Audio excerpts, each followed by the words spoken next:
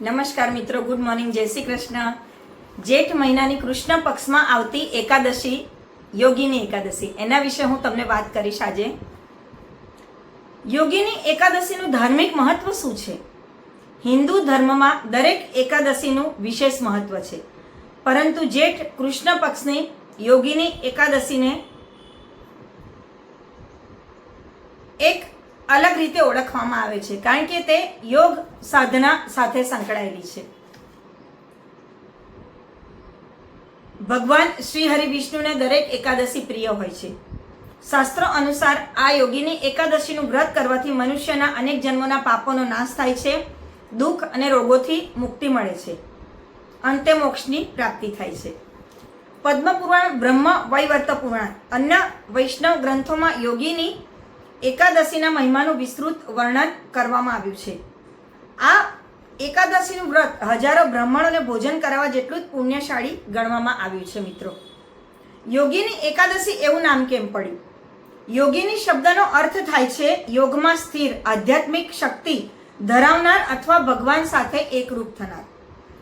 આ એકાદશીનું પાલન કરનાર વ્યક્તિનું મન પવિત્ર બને છે, ઇન્દ્રિયો પર નિયંત્રણ આવે છે, ભક્તિમાં સ્થિરતા પ્રાપ્ત થાય. તેથી આ એકાદશીને યોગીની એકાદશી તરીકે ઓળખવામાં આવે છે. હવે એની પૌરાણિક કથા વિશે જાણીએ મિત્રો. તો પદ્મપુરાણમાં વર્ણવેલી કથા અનુસાર ધનના દેવતા ભગવાન કુબેર રોજ શિવજીની પૂજા કરતા હતા. એમની સેવા માટે એમને હેમમાલી નામનો યક્ષ રોજ માનસરોવરમાંથી પુષ્પ અને કમળ ફૂલો લાવી આપતો હતો. એક દિવસ હેમમાલી યક્ષ પોતાની પત્ની વિશાલાક્ષીના પ્રેમમાં એટલો મગ્ન થઈ ગયો તે જે ભગવાન કુબેરને પુષ્પ પહોંચાડવાનું ભૂલી ગયો. ભગવાન કુબેરને જ્યારે આ વાતની જાણ થઈ ત્યારે તેઓ ખૂબ ક્રોધિત થયા અને હેમમાલીને શ્રાપ આપ્યો કે તું કુષ્ઠ રોગથી પીડિત થઈશ અને પૃથ્વી પર પડીશ, અનેક દુઃખો તું ભોગવીશ. શ્રાપના કારણે હેમમાલી ખૂબ દુઃખી થયો, પૃથ્વી પર પોતાના કુષ્ઠ રોગ સાથે પડ્યો અને ખૂબ દુઃખ ભોગવતો હતો. એક દિવસ એની મુલાકાત મહાન ઋષિ માર્કંડેય મુનિ સાથે થઈ. ઋષિએ એમની વ્યથા સાંભળી અને વનમાલીને કહ્યું કે તું યોગીની એકાદશીનું વ્રત કર, જેથી આ તારો શરીરનો રોગ દૂર થશે અને તું પાછો તારા દિવ્ય સ્વરૂપને પ્રાપ્ત થઈશ. હેમમાલીએ સંપૂર્ણ શ્રદ્ધા ભક્તિપૂર્વક યોગીની એકાદશીનું વ્રત કર્યું. વ્રતના પુણ્યથી એનો કુષ્ઠ રોગ દૂર થઈ ગયો અને ત્યારબાદ તે પોતાના મૂળ સ્વરૂપમાં પાછો આવી ફરીથી સ્વર્ગમાં જઈને કુબેરજીની સેવા કરવા લાગ્યો.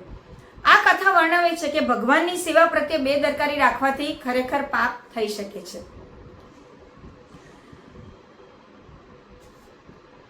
પરંતુ યોગીની એકાદશી કરવાથી શરીરના રોગ દૂર થાય છે, એ પણ આપણને જાણવા મળ્યું. હવે એનું ધાર્મિક મહત્વ શું છે એના વિશે વાત કરીએ તો ભગવાન શ્રી હરિ વિષ્ણુની વિશેષ કૃપા પ્રાપ્ત થાય, અનેક જન્મના પાપોનો નાશ થાય, રોગો અને શારીરિક કષ્ટોમાં રાહત મળે, દુર્ભાગ્ય દૂર થઈ સુખ સમૃદ્ધિ વધે છે, પરિવારની શાંતિ અને કલ્યાણમાં વૃદ્ધિ થાય, ભક્તિમાં વૃદ્ધિ થાય, મન શુદ્ધ બને, યમરાજના ભયમાંથી મુક્તિ મળે, મૃત્યુ પછી વૈકુંઠ ધામની પ્રાપ્તિ થવાનું પુણ્ય ફળ મળે છે. વ્રત કરવાની વિધિ શું? તો એકાદશીના દિવસે વહેલા સવારે બને તો બ્રહ્મ મુહૂર્તમાં ઉઠવું, સ્નાન કરી સ્વચ્છ પવિત્ર વસ્ત્ર ધારણ કરવા, ભગવાન શ્રી વિષ્ણુ માતા લક્ષ્મીજીની પ્રતિમા અથવા ચિત્ર સમક્ષ દીવો પ્રગટાવો, તુલસી દળ, પીળા પુષ્પ, ચંદન, ધૂપ અને નૈવેદ્ય અર્પણ કરી ભગવાન વિષ્ણુની પૂજા કરવી, ઓમ નમો ભગવતે વાસુદેવાયનો જાપ કરવો અથવા ઓમ નમો નારાયણાય નમઃ એ મંત્રનો જાપ કરવો, શ્રી વિષ્ણુ સહસ્ત્ર નામ સ્તોત્રનો પાઠ કરવો, ભગવદ્ ગીતા અથવા વિષ્ણુ સ્તોત્રનું પાઠ કરવું. શક્ય હોય તો નિર્જળા આહાર અથવા ફળાહાર કરીને તમે એકાદશીનું વ્રત કરી શકો છો. આખો દિવસ સાત્વિકતા રાખવી, મન વિચારોમાં ભજન કીર્તન અને ભગવાનના સ્મરણમાં દિવસ પસાર કરવો.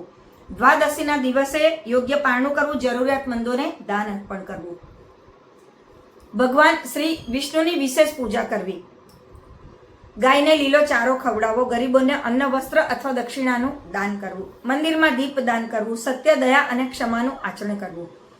શું ન કરવું? તો ચોખા ન ખાવા, તામસિક આહારથી દૂર રહેવું, ક્રોધ, અસત્ય, નિંદા અને ઝઘડાથી બચવું, કોઈનું અપમાન કે અનાદર ન કરવો, શક્ય હોય ત્યાં સુધી બ્રહ્મચર્યનું પાલન કરવું.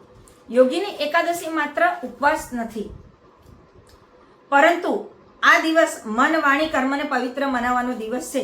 સાચા વ્રતનો અર્થ શું છે? ઇન્દ્રિયોને નિયંત્રિત કરીને ભગવાનમાં મનને સ્થિર કરવું, એટલા સમય પૂરતું. જ્યારે મનુષ્ય ભગવાનનું સ્મરણ, સેવા, દાન, જપ અને સાત્વિક જીવન અપનાવે છે ત્યારે એના જીવનમાં સકારાત્મક પરિવર્તન આવે છે. યોગીની એકાદશી એ જ આત્મશુદ્ધિના આધ્યાત્મિક ઉન્નતિનો પવિત્ર અવસર છે. શાસ્ત્રોમાં જણાવાયું છે કે પાપોમાંથી મુક્તિ મળે, રોગો કષ્ટ દૂર થાય, પરિવારમાં સુખ સમૃદ્ધિ વધે, ભગવાન વિષ્ણુની કૃપા પ્રાપ્ત થઈને અંતે વૈકુંઠ ધામમાં સ્થાન મળે છે. આમ યોગીની એકાદશી એ ભક્તિ, આત્મશુદ્ધિ, પાપ વિનાશ, ભગવાન શ્રી હરિની કૃપા પ્રાપ્ત કરવાનો અત્યંત પવિત્ર દિવસ અને અવસર છે. આ દિવસે શ્રદ્ધાપૂર્વક વ્રત, જપ, પૂજા, દાન, સાત્વિક જીવનનું પાલન કરવાથી વ્યક્તિનું આધ્યાત્મિક તેમજ પારિવારિક જીવન સુખમય બને છે. શાસ્ત્રો અનુસાર આ એકાદશીનું વ્રત મનુષ્યને દુઃખમાંથી બહાર કાઢી ધર્મ, અર્થ, કામ, અંતે મોક્ષ તરફ દોરી જાય છે. તો આપણે પણ જેઠ મહિનામાં કૃષ્ણ પક્ષમાં આવતી યોગીની એકાદશીનું વ્રત જરૂરથી રાખીશું અને ભગવાન શ્રી હરિને પ્રાર્થના કરીએ કે સર્વેને સર્વ દુઃખોમાંથી દૂર કરે. મારી આ ચેનલને જરૂરથી સબસ્ક્રાઇબ કરજો, સાથે બેલ આઇકન પ્રેસ કરી દેજો અને આ વિડીયોને લાઇક અને શેર કરજો. ફરીથી મળીશું. જય શ્રી કૃષ્ણ.